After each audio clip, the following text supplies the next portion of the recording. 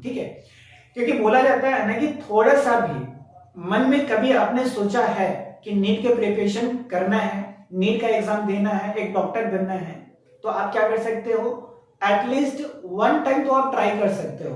Try करने में कुछ जाता नहीं है, बहुत कुछ हम लोग क्या कर सकते हैं, एक्सपीरियंस ले सकते हैं, ठीक है ना। बहुत सारे सिलेबस को अभी से 6 मंथ बचा हुआ, अभी से बहुत सारे सिलेबस को कंप्लीट कर सकते हैं। तो थोड़ा सा डेडिकेशन दिखाइए और आ जाइए बुकलेस अकेडमी के साथ में, ठीक है। तो आज का जो चैप्टर है ना, हम लोग ऐसे तो सेल चैप्टर को पढ़ रहे हैं, और आज का जो टॉपिक है वो बेसिकली हम लोग बात किसके बारे में करेंगे, तो इंडो मेम्ब्रेन सिस्टम के बारे में बात करेंगे। अब इंडो मेम्ब्रेन सिस्टम कहने का मतलब होता है, अगर आसान शब्दों में देखा जाए तो इंडो मेम्ब्रेन सिस्टम में क्या होता है कि बहुत सारे सेल ऑर्गेनल्स होते हैं जो मेम्ब्रेन बाउंड होते हैं। बहुत सारे सेल ऑर्गेनल्स होते हैं, वो क्या होते हैं, मेम्ब्रेन बाउंड होते हैं, ठीक है। अब मेम्ब्रेन बाउंड कहने का मतलब क्या होता है, तो मेम्ब्रेन बाउंड कहने का मतलब होता है कि जो भी सेल ऑर्गेनल होते हैं उन पर अगर सेल मेम्ब्रेन का लेयर प्रेजेंट हो, किसका लेयर प्रेजेंट हो, सेल मेम्ब्रेन का लेयर प्रेजेंट हो, तो इसको हम लोग क्या बोलते हैं, मेम्ब्रेन बाउंड सेल ऑर्गेनल्स बोलते हैं, ठीक है ना। एज फॉर एग्जांपल अगर देखा जाए तो जैसे हम लोग बात करते हैं एंडोप्लाज्मिक रेटिकुलम की, तो ये रहा है एंडोप्लाज्मिक रेटिकुलम, ठीक है बच्चे। उसके बाद बात करते हैं हम लोग क्या, एंडोप्लाज्मिक रेटिकुलम के संपर्क में होता है कौन, गोल्जी बॉडीज होती है, ठीक है। कौन होता है, गोल्जी बॉडीज होता है। उसके बाद गोल्जी बॉडीज के संपर्क में होता है कौन तुम्हारे यहाँ पे, तो लाइसोसोम होता है, ठीक है। फिर हम लोग बात करते हैं क्या, माइटोकॉन्ड्रिया की बात करते हैं, तो ये रहा तुम्हारा। उसके बाद बात करते हैं क्या, क्लोरोप्लास्ट की बात करते हैं, ठीक है। और पेरिऑक्सोम्स की बात करते हैं, पेरिऑक्सोम्स, ठीक है, ध्यान देकर रखिएगा। अब हमने ये क्यों लिखा, क्योंकि देखो एग्जाम का जो क्वेश्चन होता है और नीट का जो क्वेश्चन बनता है ना, ठीक है, अगर नीट वाला ये चाहा ना कि इंडो मेम्ब्रेन या सेल चैप्टर से, इंडो मेम्ब्रेन चैप्टर से क्वेश्चन उठाया जाए ना, तो आपको ये जो ऑर्गेनल्स दिख रहा है ना, इसी से क्वेश्चन टैकल होता है, ठीक है। अब हम लोग को पता है कि एंडोप्लाज्मिक रेटिकुलम, इसमें भी क्या होता है, सेल मेम्ब्रेन प्रेजेंट होता है, गोल्जी बॉडीज में भी सेल मेम्ब्रेन प्रेजेंट होता है, लाइसोसोम में भी सेल मेम्ब्रेन प्रेजेंट होता है, माइटोकॉन्ड्रिया भी है, क्लोरोप्लास्ट भी है, पेरिऑक्सोम्स है, और साथ में क्या होता है, वैक्यूल में भी क्या होता है, सेल मेम्ब्रेन प्रेजेंट होता है। तो इन सभी में क्या होता है, सेल मेम्ब्रेन प्रेजेंट होता है।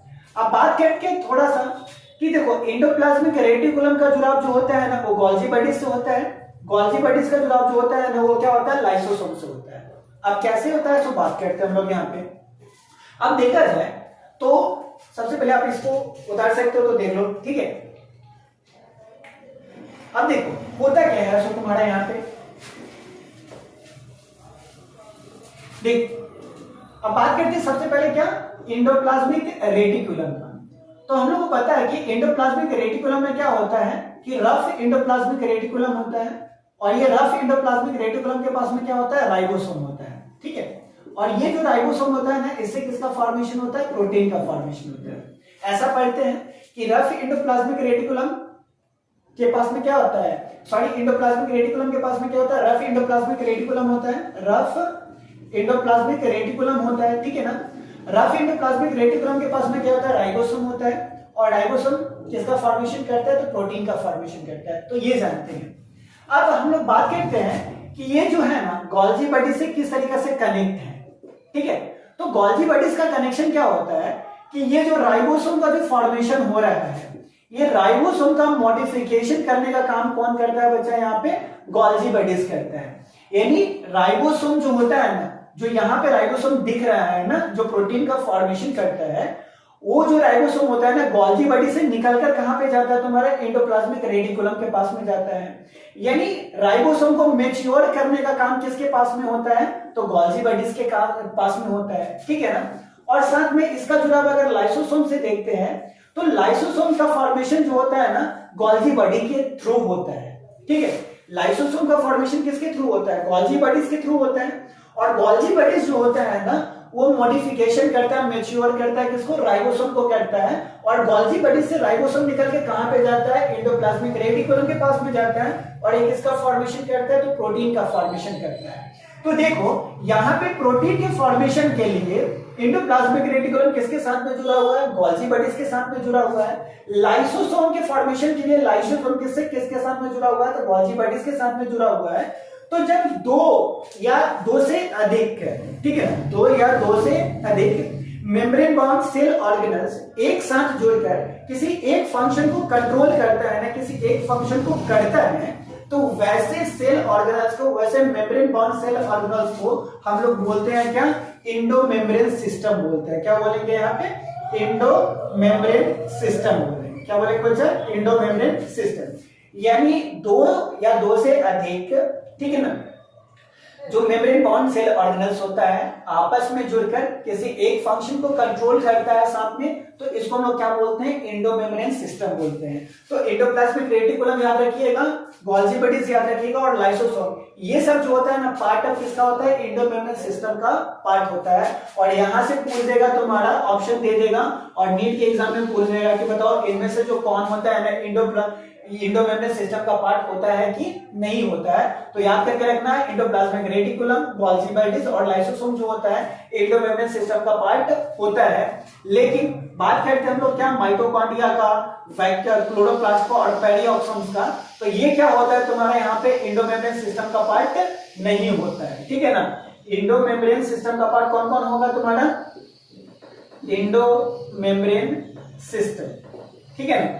यानी इंडो मेम्ब्रेन सिस्टम का पार्ट कौन कौन नहीं होगा, माइटोकॉन्ड्रिया, क्लोरोप्लास्ट, पेरिऑक्सोम, ये क्या होता है, इंडो मेम्ब्रेन सिस्टम का पार्ट नहीं होता है। याद करके रखना, माइटोकॉन्ड्रिया, क्लोरोप्लास्ट, पेरिऑक्सोम्स क्या होता है, इंडो मेम्ब्रेन सिस्टम का पार्ट नहीं होता है। लेकिन endoplasmic reticulum, Golgi bodies, lysosome और साथ में क्या होता है, वैक्यूल जो होता है ना, ये क्या होता है, इंडो मेम्ब्रेन सिस्टम का पार्ट होता है। समझ में आई बात, vacuole, endoplasmic reticulum, Golgi bodies और लाइसोसोम, ये सब क्या होता है, इंडो मेम्ब्रेन सिस्टम का पार्ट होता है। लेकिन माइटोकॉन्ड्रिया, क्लोरोप्लास्ट और पेरिऑक्सोम जो होते हैं इंडो मेम्ब्रेन सिस्टम का पार्ट नहीं होता है। तो इसको बी केयरफुल, याद करके रखना, बातें समझ में, ठीक है।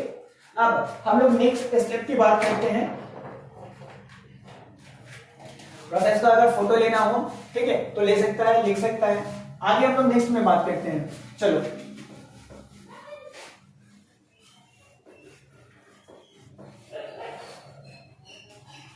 चलिए जी, अब हम लोग सबसे पहले जो बात करने वाले हैं ना, वो बात करेंगे किसका, तुम्हारा एंडोप्लाज्मिक रेटिकुलम के बारे में बात करेंगे, ठीक है। एंडोप्लाज्मिक रेटिकुलम, ठीक है। तो ये रहा तुम्हारा क्या, एंडोप्लाज्मिक रेटिकुलम रहा, ठीक है। चलो एंडोप्लाज्मिक रेटिकुलम की बात करते हैं, तो ये तुमको समझ में आता है कि एंडोप्लाज्मिक रेटिकुलम क्या होता है, एक रेटिकुलेट शेप स्ट्रक्चर होता है। यानी अगर बात करते हैं हम लोग ऐसे शेप की बात करते हैं, किसकी बात करते हैं, शेप की, किसका, तुम्हारा एंडोप्लाज्मिक रेटिकुलम का। तो ये रेटिकुलेट शेप होता है। कैसा शेप होता है, रेटिकुलेट शेप होता है या नेटवर्क लाइक शेप होता है। जैसे में अगर देखा जाए कि ये न्यूक्लियस है, ठीक है ना, ये क्या है तुम्हारा, मान लेते हैं ये क्या है तुम्हारा, न्यूक्लियस है।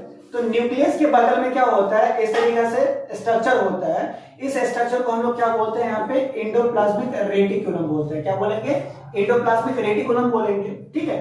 तो ऐसे इधर भी बना लेते हैं, ऐसे करके यहाँ पे बना लेते हैं। अब क्या है, ये न्यूक्लियस है, ये बीच का क्या है तुम्हारा, न्यूक्लियस है। और न्यूक्लियस से जुड़ा हुआ कौन रहता है तुम्हारा, एंडोप्लाज्मिक रेटिकुलम रहता है। कौन रहता है, एंडोप्लाज्मिक रेटिकुलम।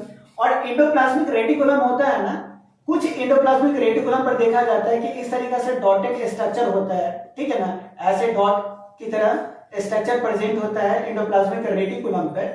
तो याद रखना, ये जो डॉट है, ये डॉट नहीं है, बल्कि ये क्या तुम्हारा किसको इंडिकेट करता है, राइबोसोम को इंडिकेट करता है। किसको इंडिकेट करता है बच्चा, राइबोसोम को इंडिकेट करता है। तो एंडोप्लाज्मिक रेटिकुलम के ऊपर ये जो डॉटेड स्ट्रक्चर दिख रहा है ना, इस स्ट्रक्चर को क्या बोलते हैं हम लोग, राइबोसोम बोलते हैं। तो कुछ में राइबोसोम प्रेजेंट होता है और कुछ में राइबोसोम एब्सेंट होता है।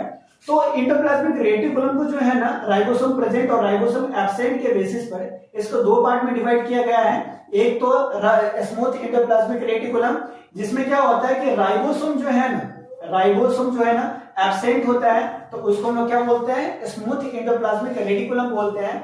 जैसे इस वाले एंडोप्लाज्मिक रेटिकुलम पर देखो कि इसमें डॉटेड स्ट्रक्चर यानी राइबोसोम एब्सेंट है, लेकिन इधर क्या राइबोसोम प्रेजेंट है। तो जिस पर राइबोसोम प्रेजेंट होता है उसको हम लोग क्या बोलते हैं, रफ एंडोप्लाज्मिक रेटिकुलम बोलते हैं। और जिस पर राइबोसोम एब्सेंट नहीं होता है इसको क्या बोलते हैं हम लोग, स्मूथ एंडोप्लाज्मिक रेटिकुलम बोलते हैं। तो ये जो रफ एंडोप्लाज्मिक रेटिकुलम है ना, इस पर क्या होता है, राइबोसोम क्या होता है, राइबोसोम जो होता है वो क्या होता है, प्रेजेंट होता है। कौन प्रेजेंट होता है, राइबोसोम प्रेजेंट होता है। कहां पे, रफ एंडोप्लाज्मिक रेटिकुलम के ऊपर, और स्मूथ एंडोप्लाज्मिक रेटिकुलम में क्या होता है, राइबोसोम एब्सेंट होता है। बात है समझ में, तो ये है, ठीक है। अब हम लोग बात करते हैं इसके फंक्शन की, बात करते हैं कि कैसे ये फंक्शन करता है, ठीक ना। तो चलते हैं हम लोग नेक्स्ट में। तो ये बेसिकली है, छोटा सा पार्ट है, इसको खत्म करके जल्दी हम लोग आगे की ओर मूव करेंगे, ठीक है। तो चलो बात करते हैं हम लोग यहाँ पर क्या, कि देखो ये जो एंडोप्लाज्मिक रेटिकुलम है इसको कितने पार्ट्स में डिवाइड किया गया है बच्चा, यहाँ पे तो 2 पार्ट्स में डिवाइड किया गया। एक तो स्मूथ एंडोप्लाज्मिक रेटिकुलम, तो ये हो जाता है क्या, स्मूथ एंडोप्लाज्मिक रेटिकुलम, ठीक है। तो ये हो गया स्मूथ एंडोप्लाज्मिक रेटिकुलम। और एक होता है आरईआर, जिसको बोलते हैं हम लोग यहाँ पर क्या, रफ एंडोप्लाज्मिक रेटिकुलम बोलते हैं। क्या बोलेंगे, रफ एंडोप्लाज्मिक रेटिकुलम बोलेंगे। अब देखिए यहाँ पे इसमें क्या होता है, राइबोसोम क्या होता है, प्रेजेंट होता है, ठीक है। इसमें राइबोसोम प्रेजेंट है, लेकिन इसमें राइबोसोम क्या होता है,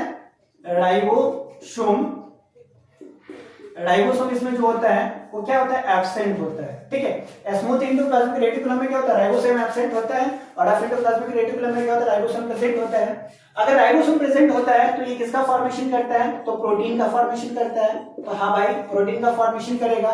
तो रफ एंडोप्लाज्मिक रेटिकुलम किसका फॉर्मेशन करेगा, प्रोटीन का फॉर्मेशन करेगा।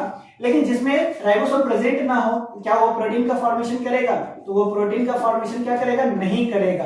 तो याद रखना, जो स्मूथ एंडोप्लाज्मिक रेटिकुलम होता है वो प्रोटीन का फॉर्मेशन नहीं करता है, बल्कि ये फॉर्मेशन किसका करता है, तुम्हारा लिपिड का फॉर्मेशन करता है। किसका फॉर्मेशन करता है, लिपिड का फॉर्मेशन करता है। और साथ ही जो स्मूथ एंडोप्लाज्मिक रेटिकुलम होता है ना, वो स्टेरॉइडल हार्मोन का ये क्या करता है, सेक्रेशन करता है, ठीक है ना। किसका सेक्रेशन करता है, स्टेरॉइडल हार्मोन का। यानी स्मूथ एंडोप्लाज्मिक रेटिकुलम जो है लिपिड के सामने किसका फॉर्मेशन करता है, एस्ट्रोइडल हार्मोन का फॉर्मेशन करता है। लेकिन रफ एंडोप्लाज्मिक रेटिकुलम जो होता है वो केवल किसका फॉर्मेशन करता है, तो प्रोटीन का फॉर्मेशन करता है। बात समझ में आ गया यहाँ पे। चल अब नेक्स्ट चलते हैं हम लोग यहाँ पे,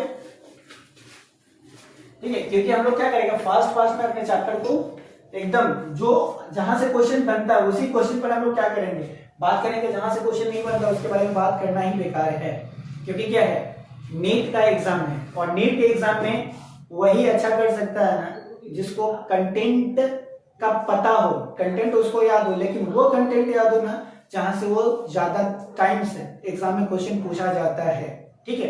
तो क्वेश्चन जहां से ज्यादा पूछा जाता है हम लोग क्या करेंगे, उसी पोर्शन को पढ़ेंगे, साथ में अदर पोर्शन को पढ़ेंगे। ऐसा नहीं कि अदर पोर्शन को छोड़ देंगे, लेकिन मेरा फोकस क्या है, पीएचडी करना हम लोग का अभी फोकस नहीं है। हम लोग का फोकस होना चाहिए क्या, नीट एग्जाम को क्रैक करना, जिसको हम करके रहेंगे। बात समझ में है क्या, ठीक है। चलो बच्चा नेक्स्ट में चलते हैं हम लोग क्या। तो देख हम लोग क्या किए थे कि जो स्मूथ एंडोप्लाज्मिक रेटिकुलम था ना, वो लिपिड का फॉर्मेशन कर रहा था, बात सही है।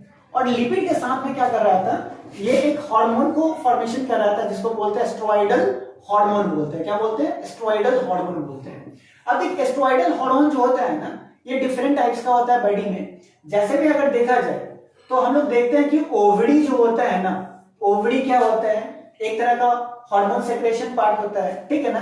एक तरह का ये क्या होता है, ग्लैंड होता है। ओवरी क्या होता है, एक तरह का ग्लैंड होता है, जो फीमेल हार्मोन जैसे तुम्हारा क्या, प्रोजेस्टेरॉन, ठीक है ना, एस्टेरोजन का फॉर्मेशन करता है।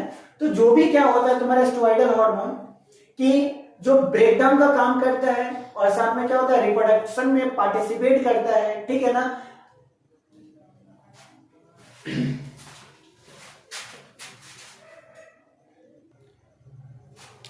चलो जी बात करते हैं हम लोग यहाँ पर क्या। तो यहाँ पर हम लोग बात बेसिकली क्या करेंगे कि स्मूथ एंडोप्लाज्मिक रेटिकुलम लिपिड का फॉर्मेशन करता है, और लिपिड के साथ में किसका फॉर्मेशन करता है, तो स्टेरॉइडल हार्मोन का फॉर्मेशन करता है। अब ये स्टेरॉइडल हार्मोन कहने का मतलब क्या होता है, तो स्टेरॉइडल हार्मोन कहने का मतलब क्या होता है कि लिपिड कंपोनेंट होता है, यानी लिपिड से बना हुआ एक हार्मोन होता है, जिसको हम लोग क्या बोलते हैं, स्टेरॉइडल हार्मोन बोलते हैं, ठीक है ना। बोल सकते हैं कि लिपिड कंपोनेंट होता है, ठीक है। याद रखना कि अगर तुमसे कोई पूछे कि स्टेरॉइडल हार्मोन क्या होता है, तो हमको क्या बताना है कि ये लिपिड कंपोनेंट होता है, ठीक है।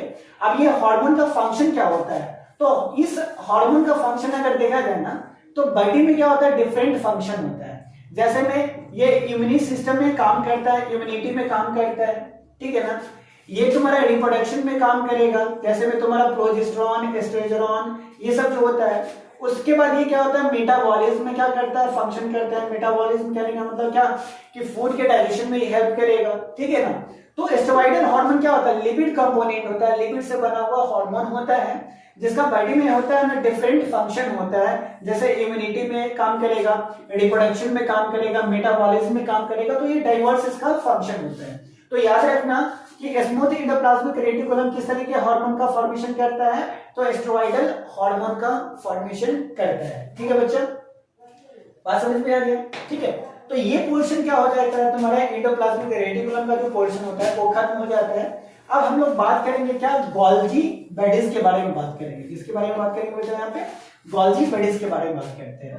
तो नेक्स्ट मूव जो है वो करते हैं हम लोग क्या, गोल्जी बॉडीज के बारे में यहाँ पे बात करते हैं, ठीक है ना।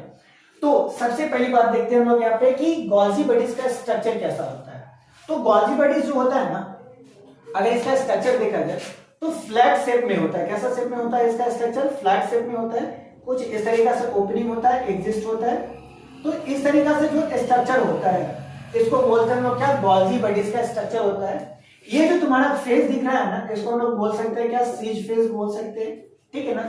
ये इसको बोल सकते हैं क्या, ट्रांस फेस बोल सकते हैं, ठीक है ना। और बीच का जो पोर्शन है ना, इसको बोलते हैं हम लोग क्या, सिस्टर्नी बोलते हैं। क्या बोलेंगे बच्चा, सिस्टर्नी बोलेंगे। क्या बोलेंगे, सिस्टर्नी बोलेंगे। तो बात करते हैं गोल्जी बॉडीज के शेप से स्टार्ट करते हैं। तो गोल्जी बॉडी का जो शेप होता है ना, वो फ्लैटेंड शेप होता है। कैसा शेप होता है, फ्लैटेंड शेप होता है। कैसा शेप होता है, फ्लैटेंड शेप होता है, ठीक है ना। फ्लैटेंड शेप होता है किसका, तुम्हारा गोल्जी बॉडीज का शेप कैसा होता है, फ्लैटेंड शेप होता है, ठीक है। याद करके रखना तुम्हारा यहाँ पे, ठीक है। उसके बाद इसका अगर पोजीशन को देखा जाए तो पोजीशन जो होता है ना, वो कहां पे होता है, नियर न्यूक्लियस होता है। कहां पे होता है, नियर न्यूक्लियस। यानी न्यूक्लियस के बगल में ना एक धब्बा की तरह, ठीक है, एक स्ट्रक्चर दिखा गया, यानी फ्लैटेड स्ट्रक्चर दिखा गया धब्बा की तरह, जिसको हम लोग क्या बोलते हैं, गोल्जी बॉडीज बोलते हैं, ठीक है ना। और गोल्जी बॉडीज का पोजीशन कहां पे होता है बच्चा, तो न्यूक्लियस के पास में होता है। अगर पार्ट्स की बात करते हैं हम लोग, गोल्जी बॉडी के पार्ट्स की बात करते हैं, तो गोल्जी बॉडी जो होता है ना, 3 पार्ट्स में डिवाइड होता है। फर्स्ट पार्ट को बोलते हैं हम लोग क्या, ट्रांस फेज बोलते हैं, सॉरी सीज फेज बोला जाता है। फर्स्ट पार्ट को क्या बोलेंगे, सीज फेज बोलेंगे। उसके बाद मिडिल वाले पार्ट को हम लोग क्या बोलेंगे, सिस्टर्नी बोलेंगे। क्या बोलेंगे, सिस्टर्नी बोलेंगे। उसके बाद क्या बोलेंगे हम लोग यहाँ पे, ट्रांस फेज बोलेंगे। क्या बोलेंगे, ट्रांस फेज बोलेंगे, ठीक है। अब देखो सीज फेज, ठीक है, सिस्टर्नी और ट्रांस फेज, इसका मतलब क्या होता है। तो देखो सीज फेज क्या होता है, ओपनिंग पॉइंट होता है। इसको हम लोग क्या बोल सकते हैं, ओपनिंग पॉइंट, ठीक है, या एंट्री पॉइंट बोल सकते हैं, ठीक है। ओपनिंग पॉइंट बोल सकते हैं या क्या बोल सकते हैं, इसको हम लोग एंट्री पॉइंट बोल सकते हैं। और ट्रांस फेज जो होता है ना, इसको बोल सकते हैं एग्जिस्ट पॉइंट बोलते हैं। क्या बोलेंगे यहाँ पे, एग्जिस्ट पॉइंट बोलेंगे। तो सीज फेज को क्या बोलते हैं, ओपनिंग या एंट्री पॉइंट बोलते हैं। क्यों बोलते हैं, इसको समझते हैं, ठीक है। अभी तुम याद करते हुए चलना, ठीक है। सीज फेज को क्या बोलेंगे, ओपनिंग पॉइंट या एंट्री पॉइंट बोलेंगे। और ये ट्रांस फेज को क्या बोला जाता है, एग्जिस्ट पॉइंट बोला जाता है। और सीज और ट्रांस के बीच में जो फेज आता है उसको क्या बोलते हैं, सिस्टर्नी बोलते हैं। क्या बोलेंगे, सिस्टर्नी बोलेंगे। बात आई समझ में, ठीक है। अब क्या होता है कि हम लोग ने पढ़ा है क्या, हम लोग ने क्या पढ़ा अभी, कि इसका जो फंक्शन होता है ना गोल्जी बॉडीज का, तो गोल्जी बॉडीज का अगर फंक्शन को देखा जाए तो गोल्जी बॉडीज जो होता है वो मॉडिफिकेशन करता है। क्या करता है तुम्हारा, मॉडिफिकेशन करता है, मॉडिफिकेशन ऑफ राइबोसोम, ठीक है ना। यानी राइबोसोम का क्या होता है, शेप को डिटरमाइन करता है, शेप को बनाने का काम करता है, मॉडिफाई करने का काम करता है। समझ में आया, राइबोसोम के शेप को मॉडिफाई करने का काम कौन करता है, तो कौन करेगा, तुम्हारे यहाँ पे गोल्जी बॉडीज करेगा। इसको आसान शब्दों में समझा जाए तो जो इमेच्योर्ड राइबोसोम होता है ना, इसको तुम्हारा मैच्योर राइबोसोम में कन्वर्ट करने का काम किसका होता है, तो गोल्जी बॉडीज का होता है, ठीक है ना। यानी जो इमेच्योर राइबोसोम है इसको मैच्योर करने का काम किसका होता है, तो गोल्जी बॉडीज का होता है, जिसको बोलते हैं मॉडिफिकेशन करने का काम करता है कौन, गोल्जी बॉडीज करता है। अब जो राइबोसोम होता है, जो इमेच्योर राइबोसोम होता है ना, जैसे मान लेते हैं कि एक छोटा सा क्या है, ये राइबोसोम का पार्ट है, ठीक है, ये राइबोसोम है छोटा सा। ये जो राइबोसोम है ना वो जाएगा गोल्गी बॉडीज में कहां से, तो सीज फेस से ये क्या करेगा, एंट्री करेगा। अब ये सीज फेस से एंट्री किया और सीज फेस से एंट्री करने के बाद क्या करेगा, सिस्टर्नी से होते हुए कहां पे पहुंचेगा, तुम्हारा ट्रांस फेज में पहुंचेगा। तो एंट्री जो राइबोसोम करता है वो कहां से करता है, सीज फेस से करता है। और ये जो बीच वाला जो फेज है ना, जिसको बोलते हैं सिस्टर्नी, ठीक है ना, ये सिस्टर्नी क्या करता है, इसको मॉडिफाई करता है। क्या करता है तुम्हारा, मॉडिफाई करता है। राइबोसोम को मॉडिफाई करने का काम कौन कर रहा है, सिस्टर्नी मॉडिफाई करेगा, ठीक है। और सिस्टर्नी जब मॉडिफाई करेगा, जब मैच्योर राइबोसोम का फॉर्मेशन हो जाएगा, तो ट्रांसफेज जो होता है ना, इस राइबोसोम को बाहर निकालने का काम करता है, ठीक है ना। तो राइबोसोम को लेने का काम कौन किया, सीज फेज किया। सिस्टर्नी जो होता है इसको मैच्योर यानी इसको मॉडिफाई करने का काम किया। और जब मॉडिफाई हो गया तो ये क्या होगा, ट्रांसफेज से निकलेगा और निकलने के बाद किसके पास चला जाएगा, एंडोप्लाज्मिक रेटिकुलम के पास में चला जाएगा। और एंडोप्लाज्मिक रेटिकुलम इस राइबोसोम से क्या करता है, प्रोटीन का फॉर्मेशन करता है। बात समझ में आ गया, ठीक है ना। तो गोल्गी बॉडीज का फंक्शन क्या होता है, मॉडिफिकेशन ऑफ राइबोसोम, ठीक है। इसके पार्ट के बारे में हम लोग देख लेंगे, सीज फेज क्या होता है, ट्रांसफेज क्या होता है और सिस्टर्नी क्या होता है, ठीक है। नेक्स्ट में हम लोग बात करते हैं इसके एक और फंक्शन की बात करते हैं, ठीक है। तो देखो, जैसा कि फंक्शन हम लोग देख लिए हैं, तो गोल्गी बॉडीज का फंक्शन क्या होता है, फर्स्ट में हम लोग पढ़ लिए क्या, ये मॉडिफिकेशन करता है किसका, राइबोसोम को मॉडिफिकेशन करता है, मॉडिफिकेशन ऑफ राइबोसोम। साथ में देखते हैं कि नेक्स्ट में इसका और काम क्या होता है। तो और जो काम होता है ना, ये एक तरह से एक सब्सटेंस का फॉर्मेशन करता है जिसको हम लोग बोलते हैं ग्लाइकोप्रोटीन, ठीक है। ग्लाइकोप्रोटीन प्लस में ग्लाइकोलिपिड्स, ठीक है। ग्लाइकोप्रोटीन प्लस में ग्लाइकोलिपिड का सेक्रेशन कौन करता है, तो गोल्गी बॉडीज करता है, ठीक है ना। बात समझ में आया, ग्लाइकोप्रोटीन प्लस में ग्लाइकोलिपिड का फॉर्मेशन कौन करता है, गोल्गी बॉडीज करता है। और मॉडिफिकेशन ऑफ राइबोसोम का काम कौन करता है, तुम्हारा गोल्गी बॉडीज करता है। बात आई समझ में, हाँ या ना बता, ठीक है। इतना तो समझ में आ गया।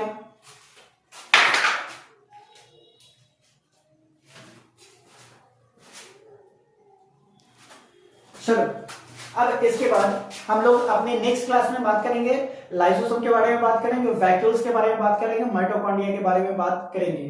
तो ज्यादा इस वीडियोस का लेंथ नहीं करते हैं, तब तक ये वीडियोस का मजा लो। कोई भी डाउट हो कमेंट सेक्शन में डालो, तब तक के लिए अपना ध्यान रखें। हरे कृष्णा, राधे राधे।